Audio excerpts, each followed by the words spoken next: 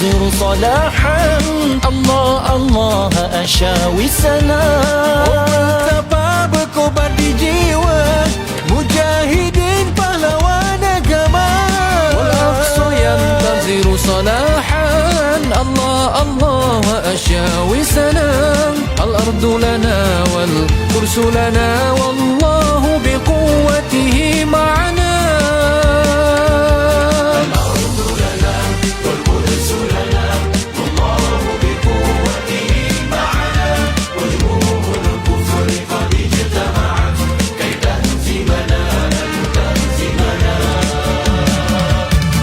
مسلم كبر متلقا ولتحمل في الزحف الكفنا. Andai kecundang di perang luka, kan berganti sejuta perwira. Ya muslim kabbir mutaliqan waltahmil fi zahfil kafana.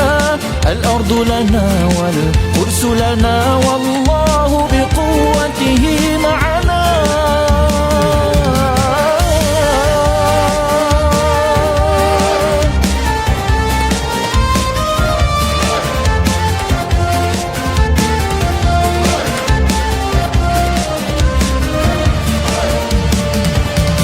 مساجدنا ومآذننا ومفاوزنا ومدائننا. Seruan bergema serata buana, jadikan munajat senjata utama. لا دمعا لا حزنا وأسا سيحي ودعناه الحزنا. Biarpun terpisah ribuan marhala, dekat di hati kerana mawadah.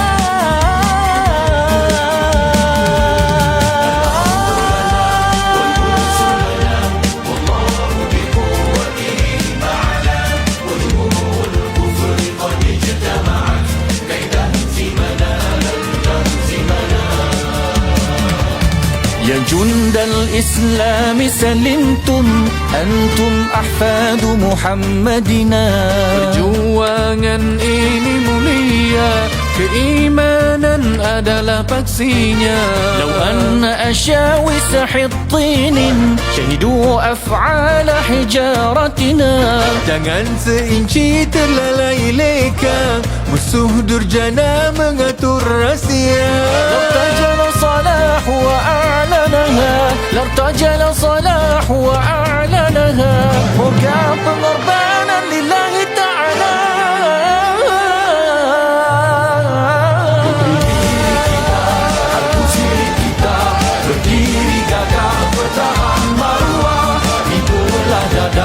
Digoncang dunia bersama Allah pasti takkan rebah. Al-ardu lana wal kursu lana wallahu biquwwatihi ma'ana. Wajhul kufri qad ijtama'at kay tahzimana lan tahzimana lan tahzimana lan tahzimana lan tahzimana.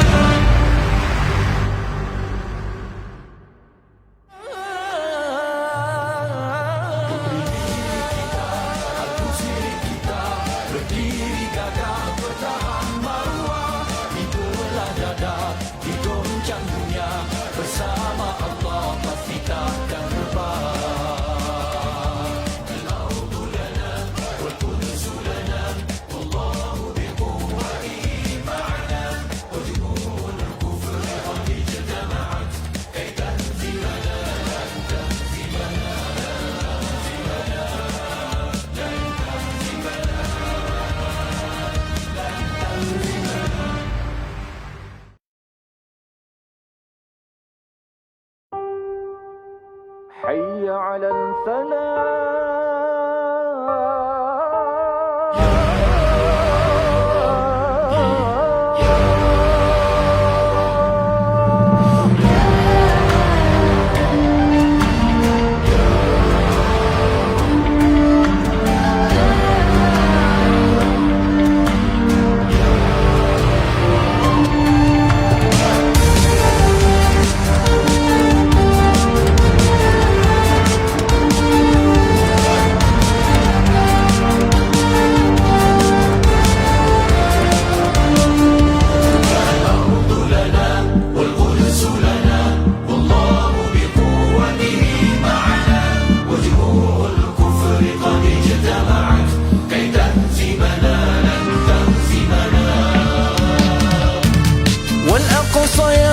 تنتظر صلاحا الله الله أشاوي سنا Betapa berkobar di jiwa mujahidin pahlawan agama.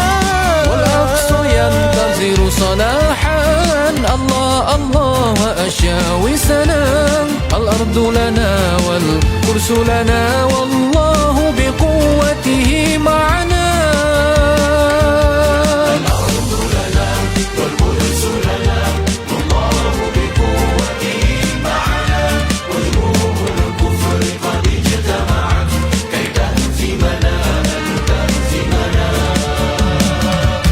يا مسلم كبر مطلقا ولتحمل في الزحف الكفنا. Andai kecundang di perang duka, kan berganti sejuta perwira. يا مسلم كبر مطلقا ولتحمل في الزحف الكفنا. الأرض لنا والقرص لنا والله بقوته معنا.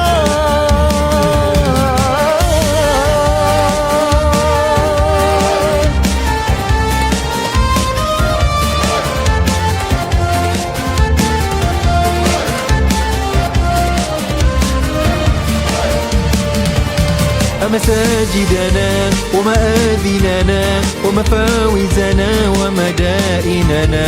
Seruan bergema serata buana, jadikan munajat senjata utama. لا دمعا لا حزنا وأسا سيحي ودعناه الحزنا.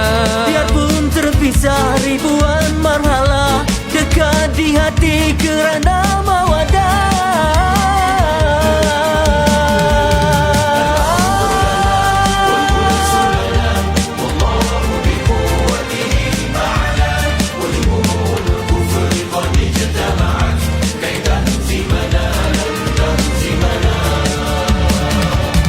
يا جند الإسلام سلمتم أنتم أحفاد محمدنا. Perjuangan ini mulia, keimanan adalah paksinya. لو أن أشاوس حطين شهدوا أفعال حجارتنا. Jangan seinci terlalai leka, musuh durjana mengatur rahsia. لارتجل صلاح وأعلنها لارتجل صلاح وأعلنها وقع ضربانا لله تعالى.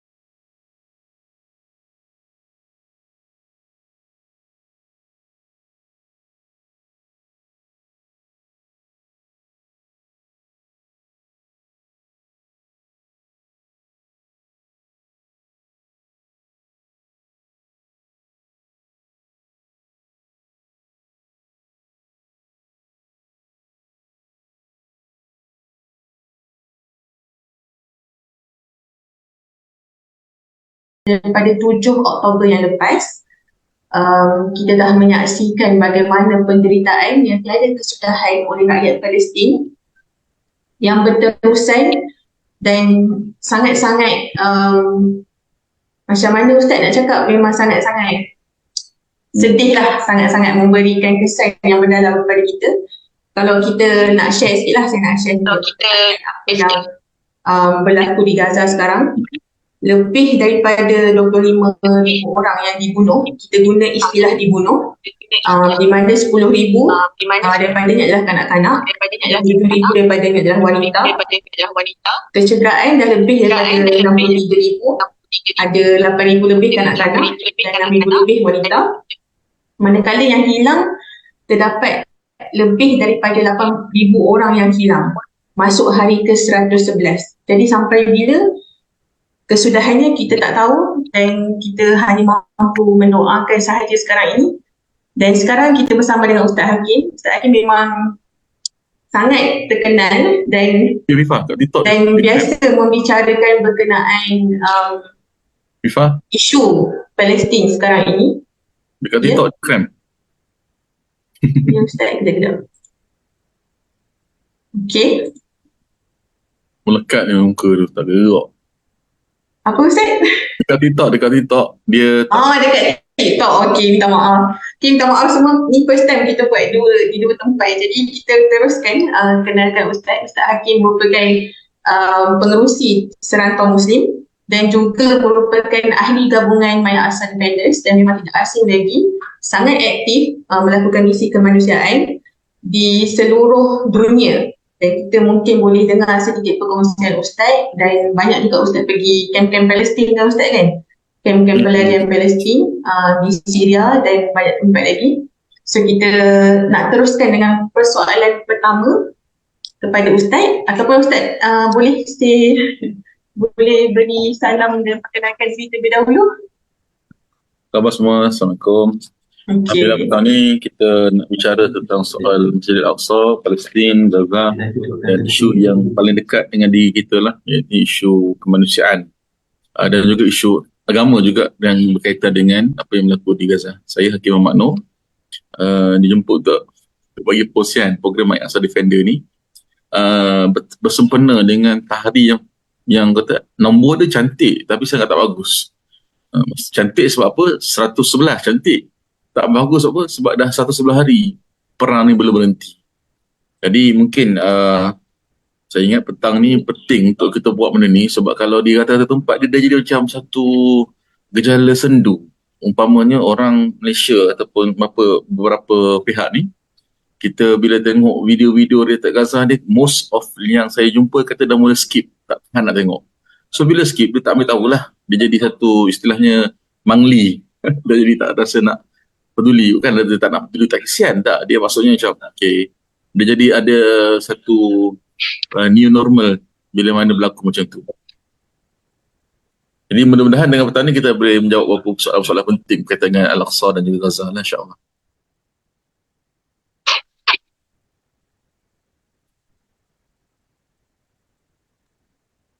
Okay.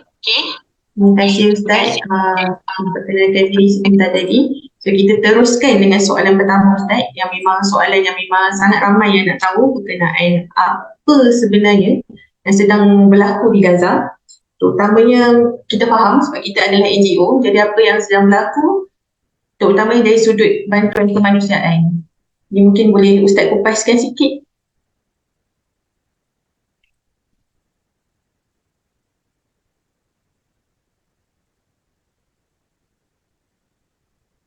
Sebenarnya bila kita sibuk dengan pelbagai urusan seharian kita, keadaan di Gaza semakin teruk. Hari ini, bulan 1, waktu ini mereka sedang ditimpa dengan beberapa musibah. Bukan sekadar mereka kehilangan ahli keluarga dengan sama ada kematian dan sebagainya, tapi juga mereka disimpa dengan musim sejuk dan pada waktu yang sama ada hujan yang lebat menyebabkan kemah-kemahnya bergenang dengan air lah. Suasana sangat tak selesa. Bukan 1.3 juta pelarian dipanggil displacement yang sepatutnya duduk kat rumah mereka sekitar Gaza telah berhijrah meninggalkan rumah kerana rumah mereka telah dibom, tapi dalam Gaza lagi di bahagian sepadan Rafah. Kat situ keadaan di sana sangat sulit. Dalam keadaan mereka masih lagi tiba kesayuan kehilangan anggota keluarga. Mana yang tercedera tu susah nak dapat rawatan, hospital juga telah dibom.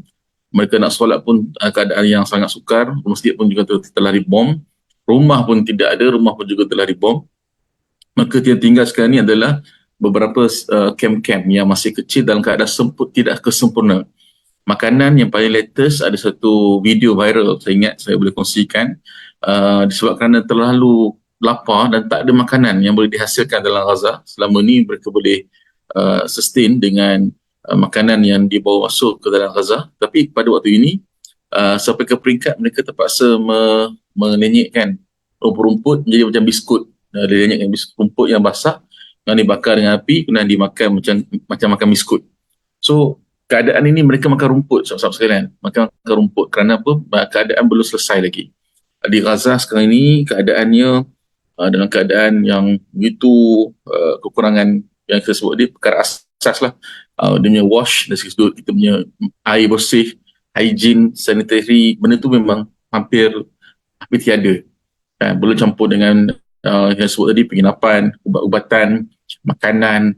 Jadi 4 perkara utama ni, mana makan, kebersihan air, perlindungan, dan juga perlindungan tu bukan pada shelter dan juga penginapan. Yang keempat ialah ubat-ubatan asas untuk satu manusia tu ada dekat satu tempat. Tidak ada. Jadi belum kira yang tambahan, bukannya dipanggil tasniat ataupun hajiat. Contohnya macam masjid. Ini penting, tapi dia bukan dururiyah. Dururiyah yang maksudnya wajib ada masjid untuk setiap individu. Tapi dia wajib ada rumah, wajib ada makan, wajib ada minum, wajib ada medicine. Masjid, sekolah, kan, termasuk tasniat, mereka nak pergi berehat, pergi tempat-tempat pelancongan, semua tak ada. Jadi keadaan ini memang memerlukan perhatian kita. Dan saya nak tambah satu lagi faktor yang agak besar. Saya boleh ceritakan kepada sahabat-sahabat di negara Malaysia ini dikenali. Baru semalam saya hadir ke satu program di mana salah seorang daripada pimpinan NGO Malaysia pergi ke persidangan NGO Islam di luar negara, seingat saya di Tehran, Iran. Semua datang dan di situ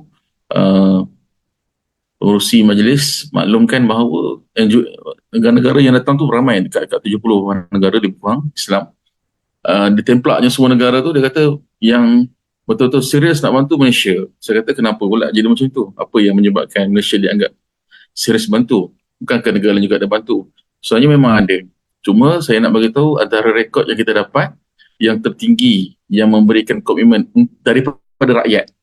Daripada government mungkin ada depan, mungkin contoh Jordan ke ataupun Qatar ke, itu semua negara. Daripada rakyat tu nampak Malaysia ke hadapan. Cuma, dia ada cuma dalam masa yang sama disebabkan kerana kita digelar sebagai sangat dekat hati kita dengan Palestin, maka ada beberapa cabaran yang berlaku, terutamanya bila melibatkan ada kes-kes NGO yang disiasat dan juga ada beberapa tomahan yang tidak dijawab oleh beberapa pihak. Jadi benda ini menyebabkan keyakinan rakyat Malaysia kepada sumbangan itu telah terhakis dan menyebabkan beberapa bantuan yang kita perlukan tak dapat di-collect, dan ini memerlukan kepada usaha semua pihak lah, tanpa perlu kita menuding jari. Dia lebih kepada keadaan terkini. Maksudnya selama ini dia punya banker kan, panggil apa? Backup besar lah, panggil backup besar Palestin ni lah Malaysia. Tapi Malaysia sedang mengalami dipanggil deficit trust issue kan. Jadi kalau kita boleh look at the very big angle, kita rasa benda ni perlu diselesaikan dengan baik dan untuk kepentingan ummah khususnya di dalam Gaza ini yang tengah memerlukan bantuan.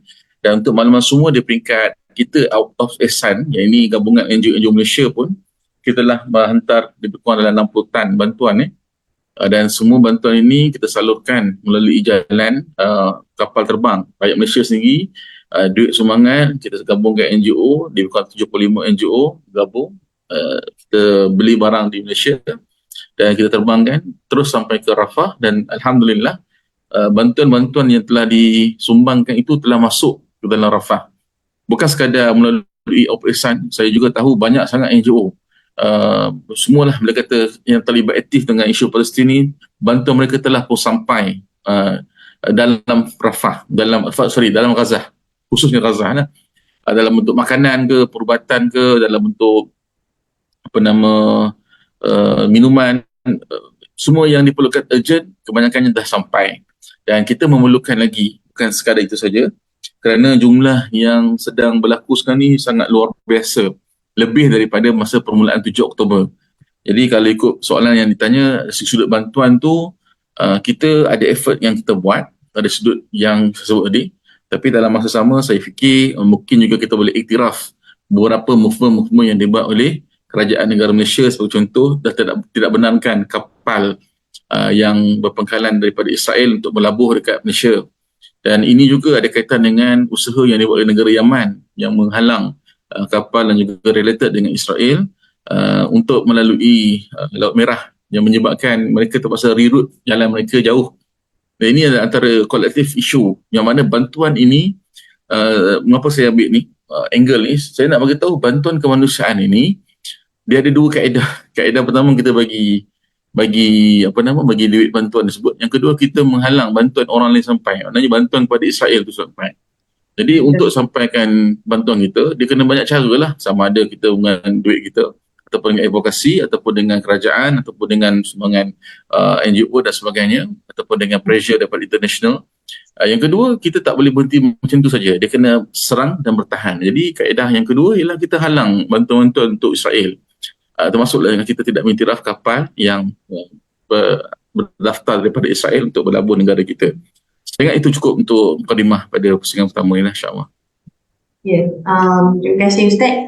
Jadi saya nak tambah sedikit Ustaz berkenaan baru baca tadi. Laporan daripada UNRWA mengatakan keadaan krisis kemanusiaan dekat Gaza sekarang ni sangat-sangat dahsyat. Di mana kita boleh lihat ramai sangat yang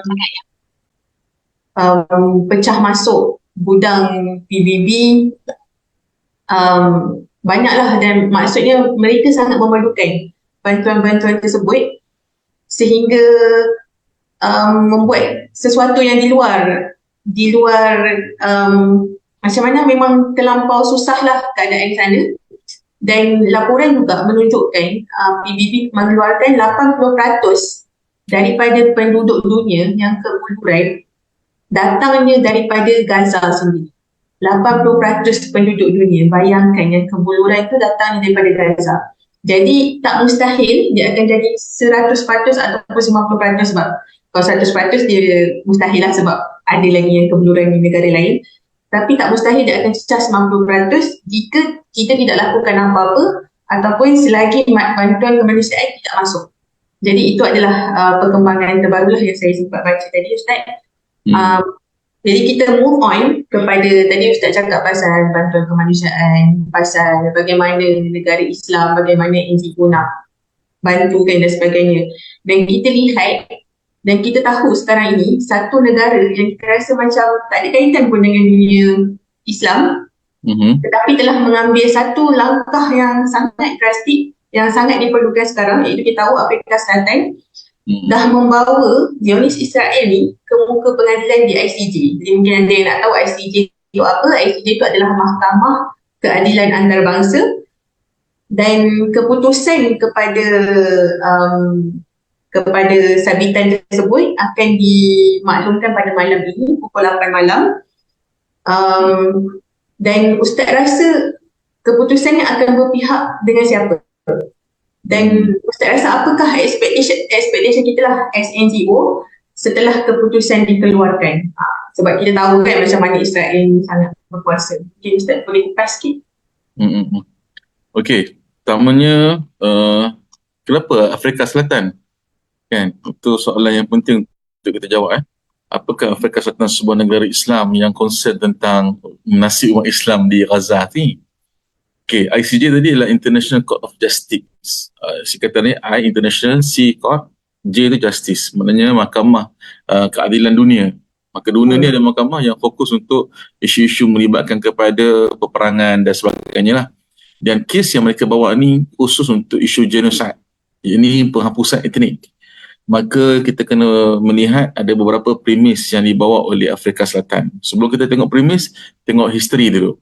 Afrika Selatan ini pernah di bawah satu tekanan dipanggil apartheid. Dasar apartheid ini dasar perbezaan kulit hitam dengan kulit putih. Dan dasar ini telah diterima pakai untuk pentadbiran negara Afrika sejak sekian lama. Dan mereka memahami penderitaan akibat ketidakadilan yang berlaku kepada orang-orang di dalam negara Afrika, khususnya yang berkulit hitam lah. Jadi bagaimana mereka bangkit daripada dasar itu, kita respect dalam keadaan is not easy. Dan ini bukan sekadar yang cuba dibawa oleh Afrika ini bukan isu keagamaan semata-mata, inilah isu humanitarian. Dan bila dia sebut tentang dasar apartheid ataupun dasar yang berlaku dekat Gaza hari ini adalah dasar genocide, dia perlu dibuat sesuatu. Jadi dia punya movement tu untuk memastikan tidak lagi berlaku pembunuhan, dihentikan sebarang peperangan. Yang kedua, dia minta supaya bantuan tu kemanusiaan boleh masuk. Yang kemudian dia minta supaya diberikan jaminan bahawa tidak akan berlaku lagi peperangan lagi pada masa akan datang. So ada beberapa perkara yang mereka minta khususnya untuk diambil tindakan oleh Security Council. Dunia ni ada satu badan yang menggabungkan semua badan-badan dunia namanya PBB. Dekat PBB tu ada banyak council, maksudnya dia punya biro-biro lah. Salah satu biro dia namanya Biro Keselamatan. Dan tindakan Biro Keselamatan ialah untuk memastikan supaya keamanan terdapat ditegakkan. Jadi untuk membolehkan Biro Keselamatan ini bertindak, mereka memerlukan resolusi, mereka memerlukan pengarahan sama ada pertama daripada keputusan Convention PBB ataupun daripada Mahkamah ICJ ataupun daripada veto. Jadi kita melihat bahawa langkah yang dibuat oleh Afrika Selatan ni ialah untuk mengheret Israel berhenti daripada melakukan penindasan kepada rakyat di Gaza khususnya. Jadi malam ini, lebih kurang dalam pukul 8 malam insya-Allah, kita akan dapat tahu result dia. Jadi result dia akan terpecah kepada beberapa kategori. Untuk mudah faham, kepada 4 kategori. Kategori pertama, semua tuntutan yang diberikan, yang dibawa oleh Afrika Selatan ini akan diterima oleh ICJ. Kerana mereka bawa tu dengan fakta yang begitu jelas. Jumlah angka yang terlibat, kemudian kematian yang berlaku pada bayi, kemudian ucapan-ucapan pemimpin Israel yang sengaja menyebut dia akan hapuskan keseluruhannya lah. Jadi benda ini menyebabkan bukti yang jelas. Jadi senario pertama, semua tuntutan yang diminta oleh Afrika Selatan itu akan diterima. Yang kedua, dia tak terima semua, tapi dia akan memberikan beberapa perkara dan kita rasa dia akan pergi kepada pilihan yang kedua ni. Maksudnya dia nak dilihat bebas tapi tak nak bebas sangat. Iaitu dia benarkan bantuan itu masuk tapi dia tak ada kuasa pun hentikan peperangan tersebut. Maksudnya dia tak akan perikat untuk meminta tentera pengaman masuk ke dalam Gaza. Macam mana kita pernah minta tentera pengaman masuk ke beberapa negara di seluruh dunia. Yang terkenal ni kita tahu ialah di Bosnia Herzegovina. Sebenarnya banyak lagi tentera pengaman PBB datang di bawah Security Council. Tapi macam kisah ini, saya tak rasa dia akan pergi ke situ untuk malam ni. Maksudnya paling kurang pun dia akan benarkan humanitarian aid masuk. Yang ketiga, dia tak benarkan, dia tak ada sebarang pembenaran, dia terima cases itu berlaku. There is some genocide happening, but there is no action. Itu senario yang ketiga lah. Yang keempat adalah dia tolak tepi terus kes tu. Saya tak rasa senario 4 akan berlaku. Ini pandangan saya lah. Mungkin kita tengoklah malam ni macam mana, kita teka lah.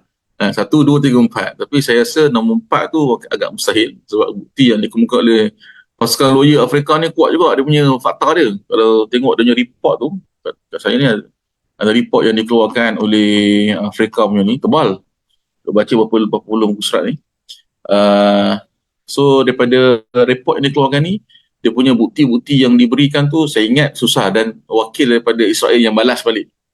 Kan bila mahkamah dia ada pendakwaan dan juga jawapan balas. Kita dengar jawapan balas tu pun memang sangat lemah lah dari sudut dia punya jawapan.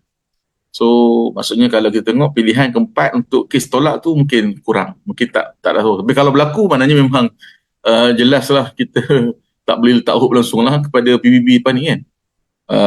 Sebab kita rasa dulu kita pernah lihat ICJ pernah mengarahkan agar satu tribunal yang dibentuk untuk kes Aung San Suu Kyi junta tentera Myanmar, maknanya itu adalah apa nama, cases yang peringkat antarabangsa di mana berlaku sanction ataupun satu bentuk boykotan lah, istilah paling mudah kita nak faham. Tapi kan boykot the sanction ni pengawalan ekonomi, sekatan ekonomi kepada negara Myanmar atas sikap mereka yang membunuh rakyat Myanmar lah kan. This is a record that ICJ proof pergi kepada tuntutan tersebut lah. Tapi kita rasa nombor 4 tu tidak. Nombor 3 pun saya ingat kurang kot. Dia tak terima apa-apa sebarang tindakan, saya rasa tidak. Sebab sekarang ni yang bangkit untuk isu Afrika ni yang backup dia ICJ bukan sekadar negara-negara Islam yang backup tu saya ingat dalam 22 negara yang backup Afrika tu. Saya carikan fakta tu negara yang macam mana? Ada 22 buah negara yang backup. 22 kan? Saya betul. ingat lupa nak cari siapa negara tu. Bila nak cari nama tu kadang tak ingat sangat nama dia. Tapi maksudnya kali ni dia agak sukar untuk menolakkan keadaan tak ada apa-apa lah. Kan dia mesti ada sesuatu yang dia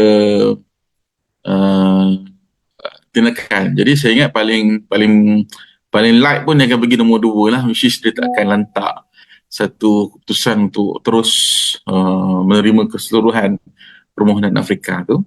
Tapi dia akan bagi sedikit lah. Terutama saya rasa besar kemungkinan sebab saya dapat inside info juga kawan-kawan yang Palestin kata kemungkinan dah ready lah trak-trak yang nak bawa masuk makanan ni dan juga bantuan ni. Maksudnya saya rasa paling kurang bantuan untuk kemanusiaan tu dibenarkan masuk lah.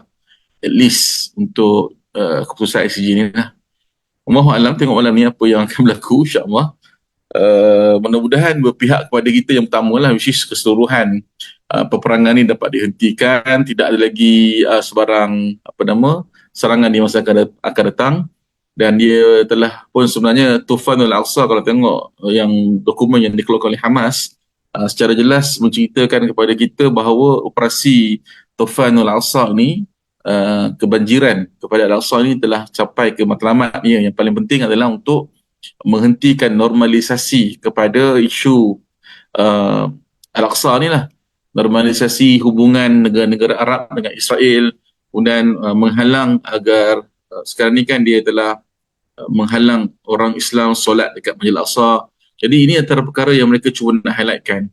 Saya ingat itu kot untuk ICJ cases kita tengok malam ni. Mungkin saya punya tekak ni meleset juga tapi saya ingat paling kurang lah minima nombor 2 ni lah. Tapi kalau dapat nombor 1, which is terima seluruhannya, itu satu berita yang sangat bagus, which is kita boleh lihat ceasefire akan berlaku lah. Allahu'alam. Allahu'alam. Betul Ustaz. Dia macam kita expect untuk yang pertama, senario pertama untuk berlaku, menerima seluruh keputusan itu, tetapi sebenarnya dengan krisis kemanusiaan yang berlaku di Gaza, sebenarnya bagi kami ataupun kita di pihak NGO, kita sebenarnya sangat-sangat mengharapkan agar at least bantuan kemanusiaan dapat masuk secara keseluruhan tanpa ada sebarang sekatan lah, sebab keadaan di sana sangat-sangat dahsyat. Tapi saya kagum sebagaimana yang Ustaz cakap, misi ataupun sasaran untuk Tufanul Aqsa ni dilancarkan ni, dia sebenarnya dah tercapai. Tapi kalau kita perasan di pihak Zionis Israel pula sebenarnya langsung tak tercapai. Di mana kalau kita tengok mereka punya sasaran ataupun ucapan-ucapan mereka banyak menyatakan yang mereka nak wipe out Hamas daripada muka bumi Gaza. Tetapi kita tengok sekarang memang tak berlaku dan tidak berjaya, sehingga sekarang mereka tidak berjaya menemui di mana Hamas bersembunyi sebenarnya ataupun di mana Brigade Al-Qassam bersembunyi sebenarnya. Jadi kita move kepada next pula Ustaz, insyaAllah soalan yang seterusnya. Ini memang sangat berkait dengan Islam, dengan akidah kita, dengan kita pun memang tahu bagaimana kita melihat bumi Palestin ni bumi barakah. Dan kita tengok juga kepada bagaimana kecekalan orang-orang Palestin, terutama yang berada di dalam Gaza sendiri, bagaimana mereka sangat cekal menghadapi kehidupan sekarang, sanggup bertahan, tidak keluar, Dan saya dengar daripada sahabat-sahabat saya yang berada di Gaza, sahabat Palestin saya, yang mereka ini berpuasa menahan diri daripada lapar dan dahaga sebab kita kan sanggup berpuasa semata-mata hanya untuk bertahan di bumi Gaza ni. Jadi kita nak tahu isu barakah ni Ustaz, barakah, dan kenapa sampai macam tu sekali pengorbanan diorang untuk mempertahankan bumi Palestin. Mungkin Ustaz boleh depan sikit.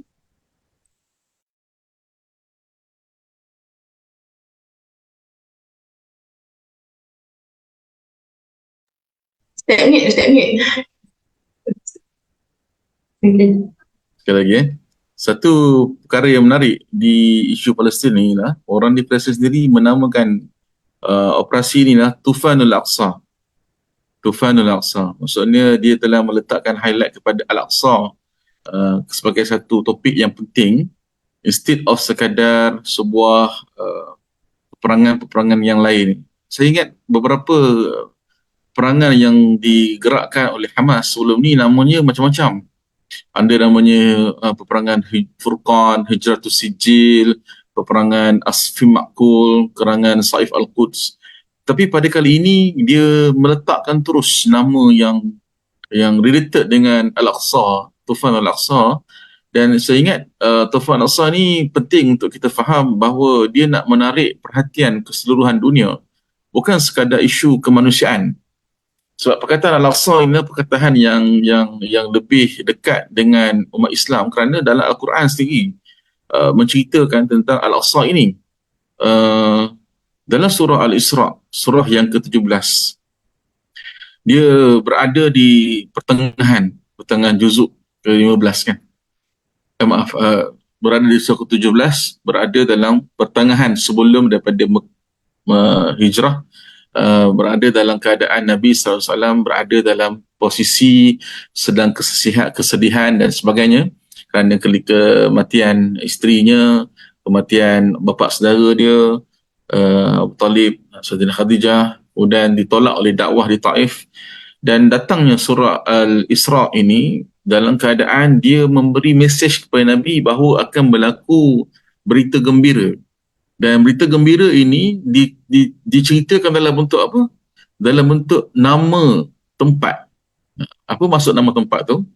Kita buka surah Al-Isra, Allah SWT sebut firman Allah, Bismillahirrahmanirrahim. Subhanallazi asra bi'abdihi minal masjidil haram ilal masjidil aqsa allazi barakna hawlahu. Sehingga akhir ayat. Saya nak komen tak Al-Aqsa itu. Kenapa Allah Ta'ala sebut Masjidil Aqsa? Dan mengapa Allah Ta'ala mulakan surah ini dengan tasbih Subhanallazi? Pertamanya, bila kita melihat kepada situasi yang berlaku di sini, barangkali Allah sedang nak mengajar kepada kita bahawa jangan sesekali kita ada dalam lintasan fikiran dan juga benak hati kita terfikir bahawa Allah Ta'ala tak tahu sedang apa yang berlaku di sini. Kan? Jangan kita rasa macam Allah Ta'ala membiarkan sahabat-sahabat kita di Gaza ini dah 111 hari seolah-olah tidak ada perlindungan dan pembelaan. Allah Ta'ala nak memberi tahu pada kita satu ayatnya, iaitu Subhanallazi. Maha suci Allah daripada sifat-sifat itu, kerana di hujung ayat ini Allah menegaskan innahu huwas sami'ul basir. Allah ni maha mendengar lagi maha melihat. Jadi berartinya situasi yang berlaku di Gaza sama ada melibatkan kepada serangan daripada Israel ataupun Zionis ataupun sekutu-sekutunya mereka dan juga rakan-rakan sama dia, termasuklah negara-negara jiran kita pun ada terlibat bersama. Semua Allah tahu. Allah maha mendengar perancangan musuh, Allah maha mengetahui apa yang mereka rancangkan, Allah melihat apa yang berlaku, dan Allah juga tahu doa yang kita baca. Kan? Jadi apa yang Allah Ta'ala nak sampaikan tentang Al-Aqsa ini ialah Allah memberitahu Subhanallazi. Mesej yang kedua, asra bi'abdihi. Allah menggerakkan hamba dia. Maksud dia ialah Allah memperjalankan hamba. Hamba ni merujuk kepada Nabi Muhammad SAW. Dan Allah juga memberitahu kepada kita satu mesej bahawa untuk mencapai kemenangan, yang kita tahu tema surah Al-Isra inilah untuk kepada kemenangan ataupun wawasan kemenangan selepas berlaku kesedihan akan berlaku berita gembira. maka mesti kena ada satu kefahaman Allah yang menggerakkan hamba. Maka kita kena tahu mesej kedua, selepas kita mensucikan Allah daripada segala pemikiran yang tak betul, kita kena letak dalam hati kita, saya kena surrender sebagai hamba. Saya kena surrender menjadi apa yang Allah Ta'ala mahu. Surrender kepada apa yang Allah nak ni, dia kena ikut pada 5 perkara kan. 5 perkara yang kita kena buat. Perkara yang haram, mesti kena tinggal. Perkara yang wajib, mesti kena buat. Okay, itu adalah untuk menguji ketaatan kita. Kemudian, sebagai seorang hamba, bila datangnya musibah, ujian, mesti kena sabar. Itu ujian kesabaran. Yang ketiga, bila dapat nikmat, kena syukur. Itu ujian apa? Bila dapat nikmat, kena syukur tu ujian sebagai seorang, ujian nikmat lah. Ujian dalam bentuk kenikmatan. Yang keempat, ujian dalam bentuk takdir. Ujian dalam bentuk takdir maknanya Allah Ta'ala berikan kepada kita sesuatu yang kita tak jangka, melibatkan kepada rezeki, kematian, kan? Itu takdir, jodoh, semua takdir. Kita terima atau tolak. Itu hamba kan. Hamba itulah ujian keimanan. Kan? Jadi 4, yang kelima apa nanti saya sampai. Tapi ketaatan, dosa, haram yang mana diharamkan, dari segi sudut yang ketiga, dari sudut nikmat, berita baik yang kita dapat, musibah yang kita dapat, 5 takdir lah. 5 lah ni. Kan? Ada 5 bentuk ujian tadi sebagai seorang hamba. Kalau kita lulus 5 ujian ni, maka jadilah hamba. Maka jadilah hamba yang mana Allah Ta'ala memberikan gembira, asra bi'abdihi lailan minal masjidil haram. Okay. Lailan ini adalah satu waktu yang saya tak bahaskan malam ni. Sekarang ni saya nak bahaskan 2 masjid, iaitu minal masjidil haram ila masjidil aqsa. Okey, Allah Ta'ala sebut Masjidil Haram ketika mana Rasulullah nak berisra' itu, Masjidil Haram dalam keadaan yang bagaimana? Keadaan Masjidil Haram sebab tu Rasulullah berhijrah, Rasulullah isra' masih dalam keadaan pengepungan jahiliah, belum dibebaskan lagi. Dan yang kedua, Masjidil Aqsa juga belum dibebaskan lagi. Dan Aqsa ini maksud dia adalah jauh. Masjid Aqsa maksudnya jauh. Jadi kenapa Allah Ta'ala menamakan dua-dua masjid ini dalam keadaan seketika ayat ini turunkan, dua-dua masjid ini belum bebas. Sebab Allah Ta'ala nak beri isyarat bahawa, wahai Nabi, dua-dua masjid ini akan dibebaskan. Maka soalan yang penting yang kita nak tahu, pembebasan ini berlaku ataupun tidak. Maka ini yang Allah Ta'ala cerita dalam surah ini 1 hingga 7, ayat ni panjang, saya pendekkan. Telah pun berlaku pembebasan Masjidil Aqsa. Pertama, Masjidil Haram telah pun berlaku pembebasannya. Di manakah Allah Ta'ala sebut berlakunya pembebasan Masjidil Haram?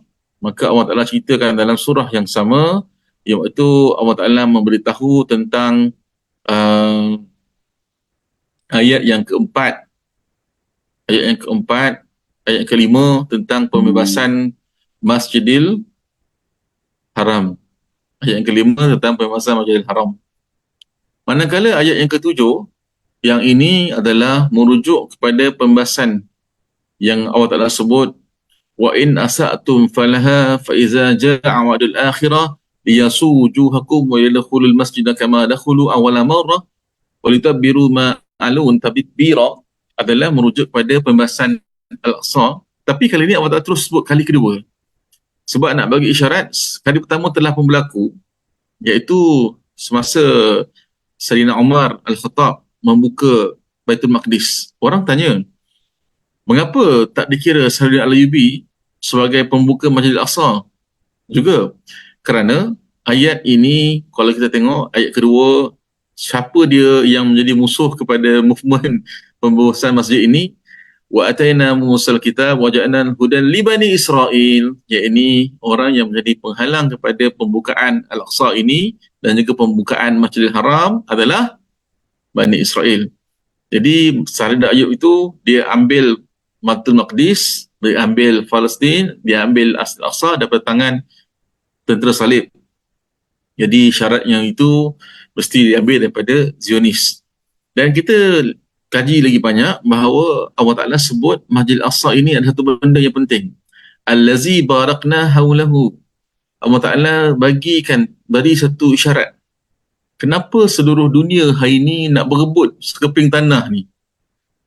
Pergilah rebut tanah ke tempat lain, dekat UK ke, dekat Zimbabwe ke, dekat mana tempat lain lah kan. Tapi kenapa Masjid Al-Aqsa ni?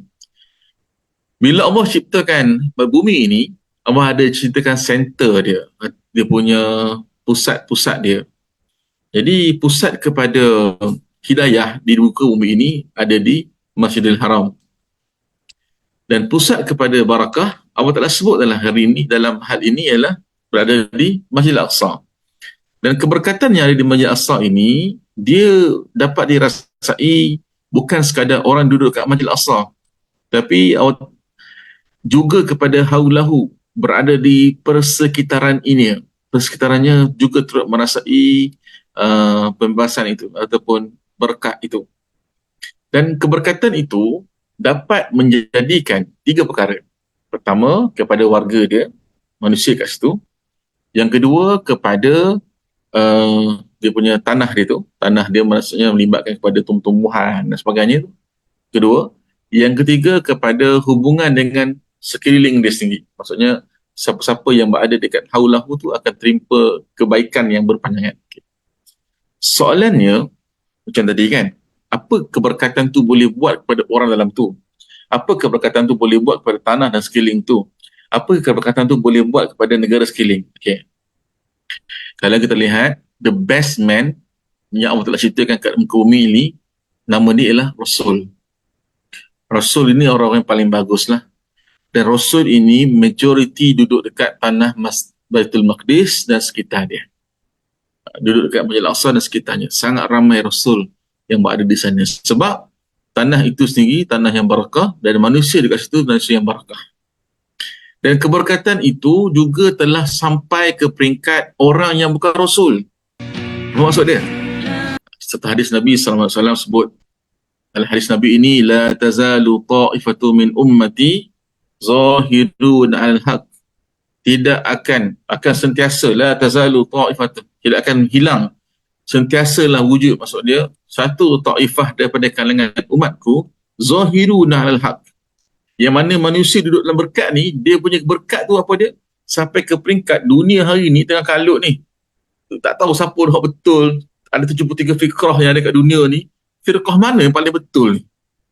Geng mana yang paling tepat sekali? Kalau kat Malaysia ke, kat negara-negara kadang bergaduh, geng agama ni, ustaz ni kan dengan ustaz ni, sampai kita jadi keliru, siapa dia yang betul ni, siapa dia salah. Tapi Rasulullah SAW pernah sebut dalam satu hadis, la tazalu ta'ifatun zahirun 'alal haq. Mesti akan wujud satu taifah yang tidak akan lari daripada kebenaran. Maknanya hak ni dia, kalau hari zaman ni confuse sangat hak mana golongan yang paling bagus, rujuk kat taifah ini, sebab taifah ni confirm kata Nabi sallallahu alaihi wasallam zahirun 'alal haq. Dan atas itu mereka terus berterusan melawan kepada kemungkaran, melawan kepada masalah-masalah yang timbul, dan mereka akan menang dalam keadaan itu. Dan Rasulullah ditanya oleh para sahabat, di mana mereka ini? Ainahum? Dan Rasulullah jawab, hum bil baitil maqdis wa akna fil baitil maqdis. Mereka ni duduk dekat mana? Taifah yang bagus ni duduk dekat Baitul Maqdis dan sekitar Baitul Maqdis. Sahabat sekalian, ini barakah. Bila duduk dekat tempat barakah ni, orang duduk kat situ, para nabi dan orang yang berada dalam kebenaran. Dan kepada tempat itu, dia berada di pertengahan antara barat, timur, kan? Dia menjadi tempat untuk berlakunya sebarang gerakan untuk mengawal seluruh dunia lah. Dan bukan sekadar itu, negara-negara sekeliling itu juga adalah negara-negara yang mempunyai potensi yang sangat besar dalam bentuk geografi. Ini kalau cerita panjangnya ialah berkahnya tanah ini, kalau siapa dapat memerintah Baitul Maqdis, dia dapat memerintah dunia.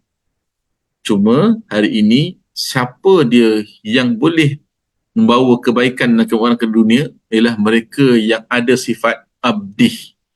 Siapa yang memerintah Baitul Maqdis tapi bukan abdihi, hamba Allah Ta'ala, dia akan bawa kerosakan.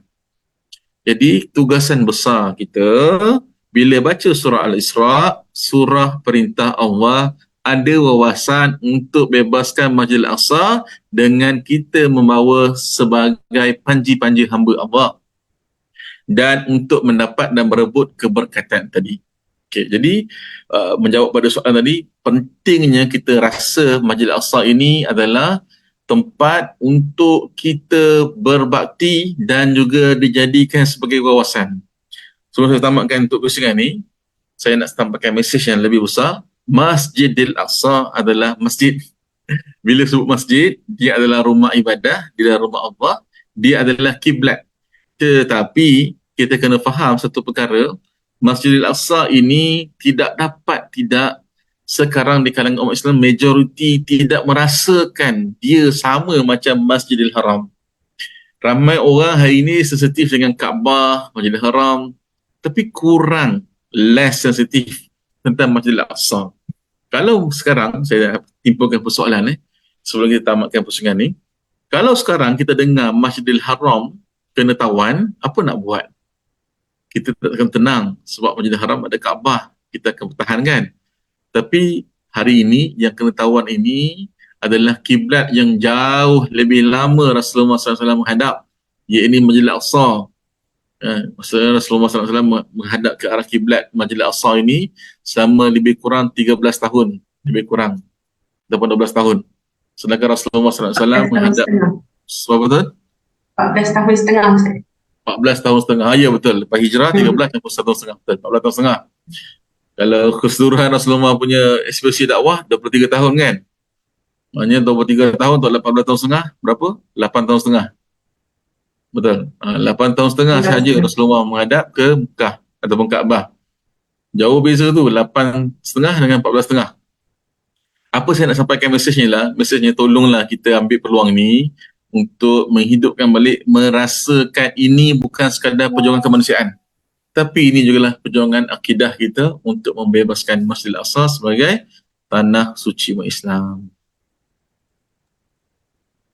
Betul, Ustaz. Amin, amin. InsyaAllah kita rasa bersemangat balik. Dan saya rasa memang semua penonton yang sedang melihat ni pun dah makin faham kenapa sebenarnya kita kena sama-sama nak membebaskan Masjid Al-Aqsa. Dan pada masa yang sama, saya tertarik dengan ayat Ustaz tadi yang akan ada kesudahannya. Maksudnya, janji Allah dalam ayat Al-Quran yang sangat jelas di mana kita satu hari nanti akan merdeka. Maksud kita kan guna sekarang hashtag Palestin Merdeka kan. Jadi dengan tajuk yang sekarang ni, penderitaan yang tiada kesudahan tu, sebenarnya insyaAllah jika kita yakin, as umat Islam kita yakin penderitaan ini akan ada kesudahannya dan akan berakhir dengan kemenangan. Kita keyakinan itu kita pegang, insyaAllah Palestin akan merdeka satu hari nanti. Sama-sama doakan. Jadi kita terus ke soalan yang terakhir kerana masa sangat mencemburui kita pada hari ini. Jadi soalan saya, Ustaz, tadi kita dah kupas berkenaan ICJ, kita dah kupas berkenaan perkembangan di Gaza dan juga berkenaan bumi Barakah. Jadi semua mungkin nak tahu apakah next step yang kita boleh buat dari sudut individu, dari sudut NGO, dari sudut organisasi, dari sudut negara dan sebagainya, dan juga apakah harapan Ustaz mewakili umat Islam di seluruh dunia dan juga sebagai rakyat Malaysia lah, apa harapan Ustaz untuk isu ni? InsyaAllah, Ustaz. Jazakumullah khairan. Terima kasih Rifa. Sebenarnya tadi sebelum saya live ni, saya sempatlah calling beberapa sahabat-sahabat penggerak NGO. Dan saya kontak dengan saudara daripada MAPIM, saya ada kontak, daripada ABIM saya ada kontak, daripada Serata Muslim pun kawan-kawan. Saya tanya pandangan, apa nak buat lepas ni? Sebab kalau perasan dia macam sendu sedikit. Saya juga kontak dengan Tuan Nandai Anduri tapi tak dapat nak hubung. Tapi saya perasan dia adalah suang-suang buku kan yang dah hilang terus. Ada lagi, kita masih lagi baca doa kunut nazilah semasa solat. Kita masih lagi ada program-program berkaitan dengan Palestin. Kita kita masih lagi melakukan boikot yang berkesan sehingga Starbucks pun beberapa negara tutup. Kat Malaysia pun tak laku sendu, dekat restoran-restoran segera yang related dengan Israel pun tengok tak ramai orang. Memang kita buat lagi. Tapi dari sudut kita punya nak bercakap ataupun nak berbincang tentang isu Palestin ni macam dah semakin kurang menyengat berbanding peringkat permulaan. Okay. Apa nak kena buat sekarang? Saya ingat satu benda yang saya tertarik semalam kebetulan ada satu program yang dianjurkan oleh beberapa NGO iaitu berkaitan dengan menggerakkan fungsi masjid. Bila mana kita lihat Masjid Al-Aqsa itu sedang dalam usaha nak ditukarkan menjadi tempel Yahudi. Dipanggil Third Mount. Ini satu fakta yang kita kena sedar bahawa memang mereka buat ini adalah untuk menukarkan Masjid Al-Aqsa yang dikatakan di bawahnya ada Haikal Sulaiman itu sebagai tempel orang Yahudi. Guys, tolong aware. Benda ni real. Sampai ke peringkat ada pandangan mengatakan apa yang berlaku di Gaza adalah diversity ataupun diversion untuk fokus yang sebenar, sebab di Masjid Al-Aqsa masih lagi ada orang-orang Islam kita yang berada di sekitar masjid yang duduk dekat Baitul Maqdis, di Old City Al-Quds. Mereka lebih teruk keadaannya sebenarnya, bukan lebih teruk juga keadaannya. Kita memberikan perhatian kepada isu yang berada di Gaza, dan di Baitul Maqdis juga mereka dalam keadaan yang juga memerlukan perhatian. Dan perhatian yang lebih besar ialah kepada Masjid Al-Aqsa itu sendiri. Saya ingat perkara yang kita boleh buat berterusan, next step yang kita buat ialah, pertama, kita jangan berhenti untuk buat program advokasi. Program advokasi ni program kesedaran dengan aktiviti yang melibatkan kepada hari-hari kebesaran Islam ataupun hari-hari melibatkan kepada Palestin. Contohnya Al-Quds setiap Jumaat terakhir Ramadan, hari Nakbah 15 Mei, hari peristiwa pembakaran Masjid Al-Aqsa 21 Ogos. Kan? Jadi acara Isra Mi'raj ini semua kena digerakkan. Itu tema pertama lah. Bahkan mungkin kena peringkat, kena fikirkan kat masjid ataupun dekat NGO, dekat taman-taman perumahan ada kumpulan pembela Al-Quds ataupun pembela Al-Aqsa ataupun cinta Al-Aqsa, kan. Program sudut pameran yang latest news. Sekarang ni masjid pun banyaklah LCD, LGT, semua info-info ni kena dimasukkan yang terkini supaya dia tak mati terus. Masih kena ada orang cakap lagi. Yang kedua, kita kena ada projek untuk membangunkan perhubungan dengan jaringan dengan seluruh masjid. Isu yang kita lihat sekarang ni, isu masjid. Sekarang ni di Gaza ada 1,000 masjid telah dirobohkan. 1,000 masjid telah diruntuhkan, 1,000 masjid telah dibom dekat Gaza. Jadi kita kena tengok benda ini daripada perspektif agama. Takkan kita nak lihat Masjid Al-Aqsa pula hilang. Guys, Masjid Al-Aqsa sedang dirobohkan ni. Takkan kita nak buat diam je. Jadi kita ada kapasiti untuk menggerakkan masyarakat kita melalui masjid-masjid yang kita ada dan juga komuniti masjid. Saya ingat perkara ni bukan sekadar negara Malaysia. Kalau boleh kita ada satu jaringan masjid-masjid di Asia Tenggara, kan, melibatkan yang majoriti umat Islam Indonesia, Brunei, bahkan mungkin juga komuniti Muslim yang besar selatan Thailand, dekat Kemboja, dekat Kampung Cham, dekat selatan Filipin. Ini kita kumpulkan untuk ada gerakan di peringkat ASEAN, dan kita boleh besarkan lagi benua-benua Australia, benua Amerika, dan kita pergi ke Afrika, Asia. Ini kena ada, sebab sekarang ni movement yang kita buat ni movement NGO. Cuba kita letakkan juga movement masjid, perhubungan dan juga jaringan. Yang ketiga, kalau kita boleh buat lagi program yang ketiga khusus untuk Al-Aqsa. Ya, sekarang betul saya akui Gaza ini isu yang tak boleh ditinggalkan. Kita dah sebut dah pertama tadi. Tapi untuk Al-Aqsa, dia kena ada banyak lagi naratif yang kita bawa keluar. Saya suka buku yang dikeluarkan oleh Hamas baru ni. Naratif kami nama dia. Sebab nak kena cerita pada orang sebenarnya apa yang berlaku sebenarnya ni. Kan, dia orang bukan Islam, dia takkan cakap isu ni. Sebab bagi mereka inilah isu kemanusiaan, bayi kena bunuh, orang tua kena bunuh, rumah kena roboh, hospital kena bom. Ini betul. Tapi kalau kita cakap dari sudut kekuatan umat Islam yang jumlahnya 2 bilion di seluruh dunia ni, mesti masjid jadikan fungsi dia. Kan, innama ya'muruna masajidallahi man amana billahi wal yawmil akhir. Dalam surah At-Taubah itu menyuruh kita memakmurkan, dan makmur itu bukan sekadar duduk kat masjid, tapi menggerakkan menjadi penggerak, menjadi aktiviti, jadi AJK, itu semua adalah pemakmuran masjid. Yang keempat, meneruskan agenda infak Al-Aqsa. Infak Al-Aqsa ni maksud dia ialah kita buat program-program yang tabung, ada pergi kepada NGO untuk program tak lama lagi nak Ramadan, 44 hari lagi kita buat program yang bersifat kepada infak. Jangan hentikan. Kadang-kadang bila ada isu-isu yang berlaku ni kita rasa tak nak menerima dah. Sayang tu. Tak boleh macam tu. Mesti kena ada banyak sangat NGO yang trusted. Kan, gabungan ahli dalam Al-Aqsa Defender adalah gabungan NGO yang alhamdulillah kita boleh melihat setiap bantuan tu dihantarkan terus dalam Gaza dan juga di Palestin keseluruhannya. Yang keempat, saya ingat sudah sampai masanya masjid-masjid ini kita contoh baru ni semalam saya sembang dengan komuniti masjid Korea.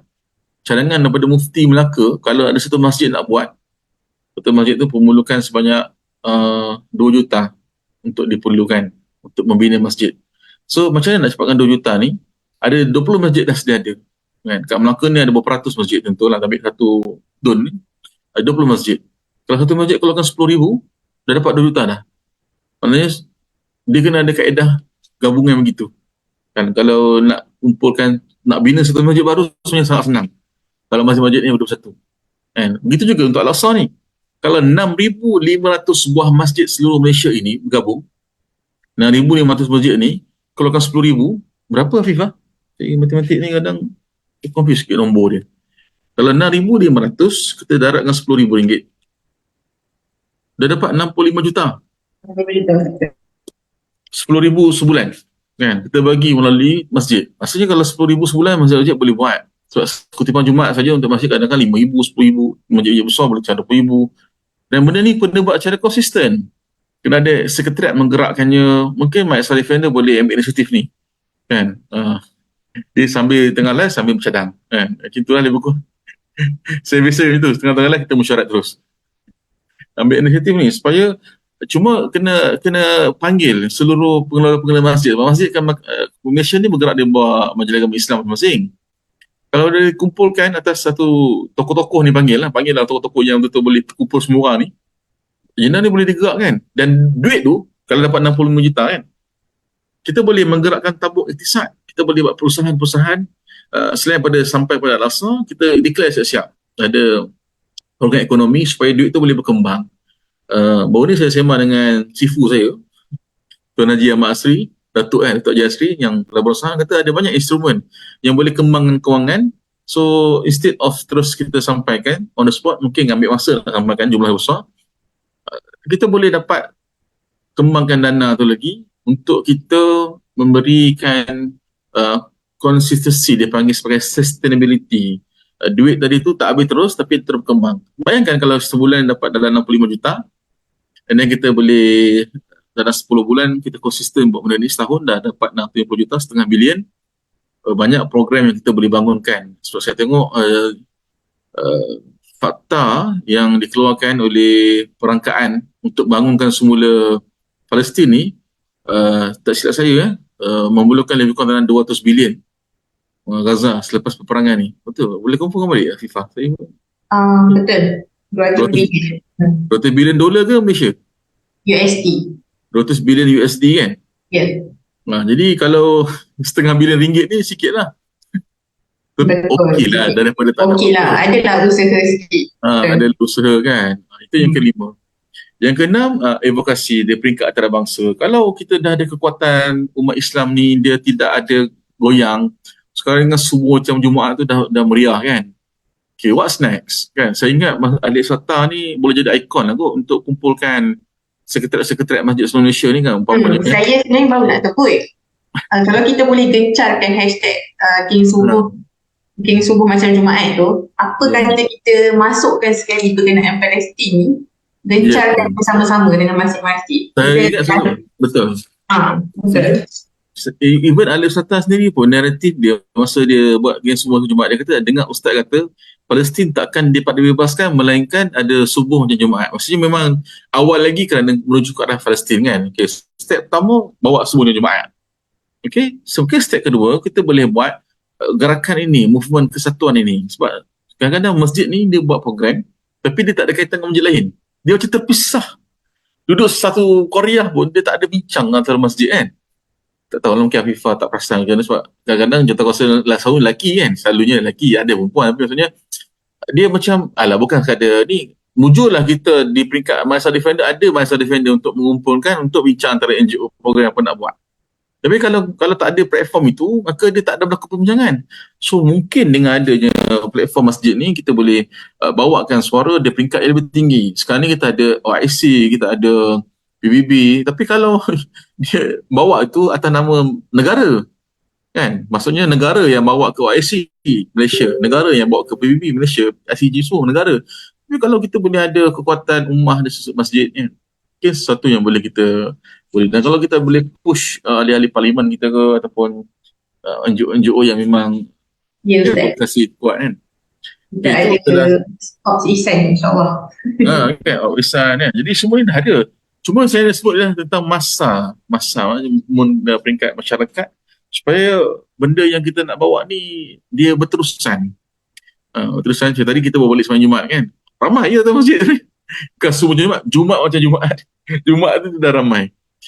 Saya ingat dalam khutbah-khutbah semua kita dah sebut. Cuba nextnya apa? Nextnya adalah movement masjid. Maksudnya masjid tu bukan sekadar tempat orang solat. Masjid tu dia movekan.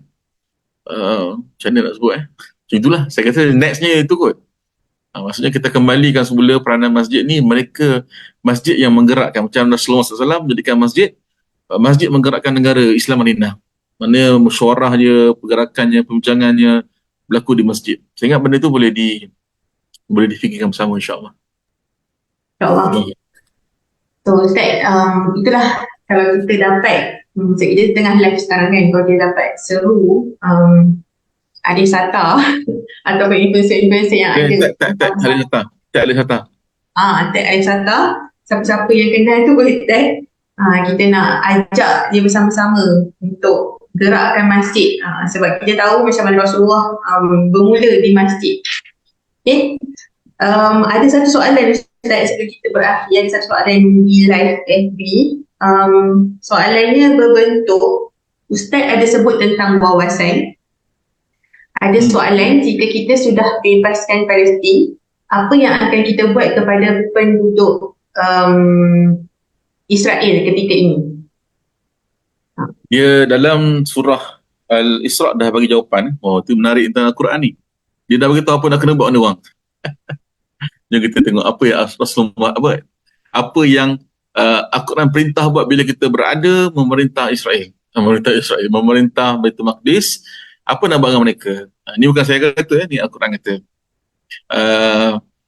Kemudian ayat ke-7, فَإِذَا جَاءَ وَعْدُ الْآخِرَةِ لِيَسُوءُ وُجُوهَكُمْ وَلِيَدْخُلُوا الْمَسْجِدَ كَمَا دَخَلُوا أَوَّلَ مَرَّةٍ. Okey.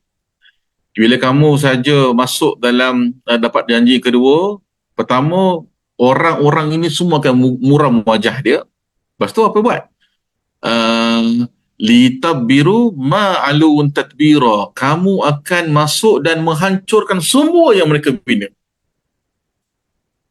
Kita akan hancurkan semua ekonomi Israel dengan sehancur-hancurnya, tadbira, sehingga tak ada apa dah.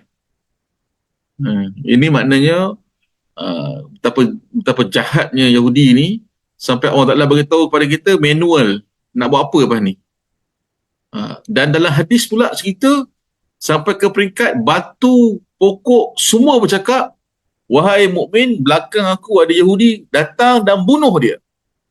Ini maknanya Allah Ta'ala menceritakan mesej apa nak buat dengan orang, apa nak buat dengan bangunan yang dibangun oleh Yahudi yang jahat ni. Mana tak jahat, 26,000 orang meninggal dalam tempoh beberapa hari.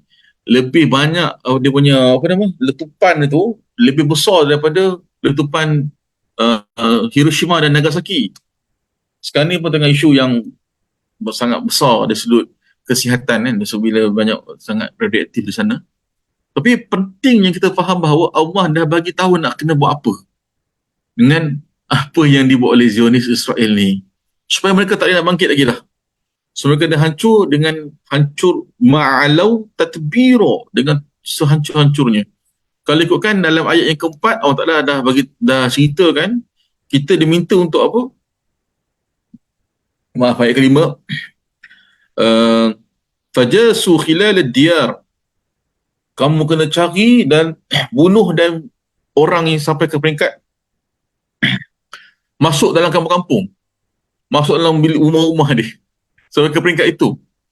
Jadi adakah Islam mengajarkan pengikut jadi pengganas? Ini soalan yang seterusnya. Jawapannya ialah, ini bukan isu pengganas. Ini adalah isu tanah yang telah berada dimiliki oleh pemiliknya yang sah, tiba-tiba dirampas dan dilakukan sewenang-wenangnya, bangunan, membunuh orang, anak, membunuh baby, membunuh isteri, membunuh suami, membunuh ayah mak. Jadi perlu ada pembelaan. Dan ini jawapan yang Allah Ta'ala beri dalam Quran.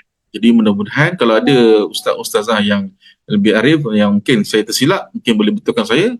Tapi kefahaman saya berdasarkan beberapa tafsir yang muktabar, inilah kefahamannya.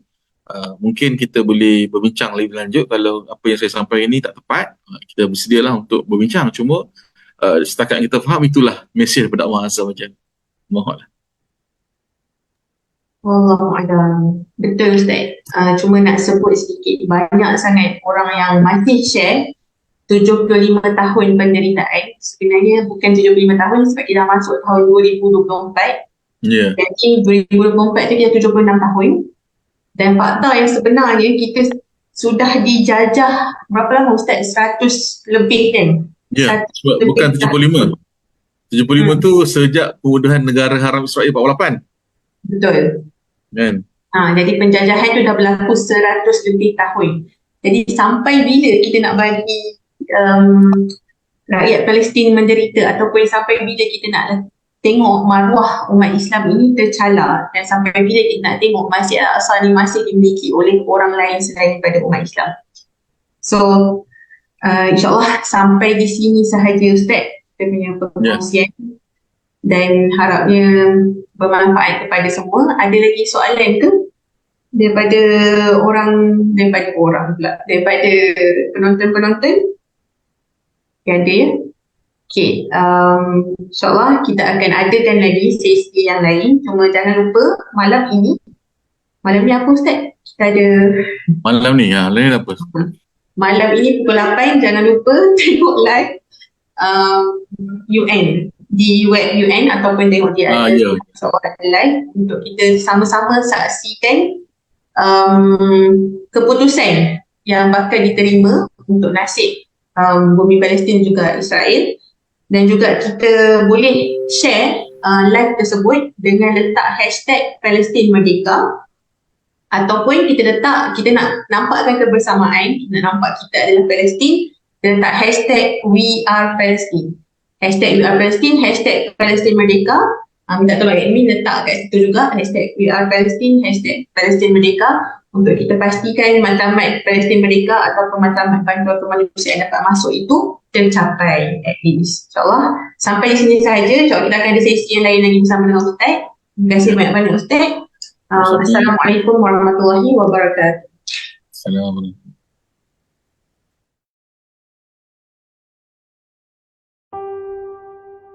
حي على الفلاح